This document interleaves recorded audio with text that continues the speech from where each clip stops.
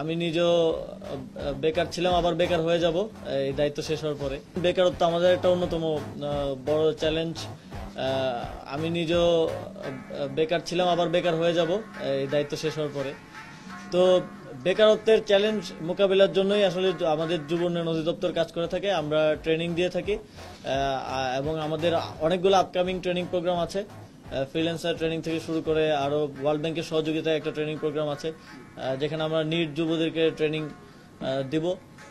Training আমরা এখন একটা লক্ষ্যমাত্রা নিচ্ছি, ট্রেনিংটা হতে হবে কর্মমুখী, যাতে ট্রেনিং দিয়ে তাকে আমি ছেড়ে না দিই, ট্রেনিং দিয়ে তাকে ফলো আপ রাখা, যে কোথায় সে যাচ্ছে। এবং সামনের দিকে আমরা আরো ট্রেনিং প্রোগ্রাম হাতে নিব, সেটা হচ্ছে কোন কর্মে কি ধরনের স্কিল প্রয়োজন, সেই অনুযায়ী তাদেরকে ট্রেনিং করে সেখানে যাতে এনশিওর করা যায় তাদের কর্মটা, সেটাও আমরা নিশ্চিত করব।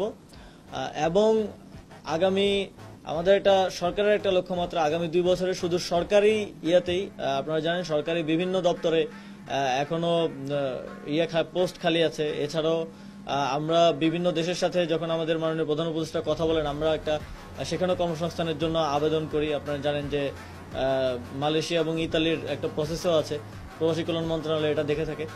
তো সরকারিভাবেই আমরা আগামী 2 বছরে অন্তত 5 লক্ষ কর্মসংস্থান তৈরির একটা চ্যালেঞ্জ নিয়েছি।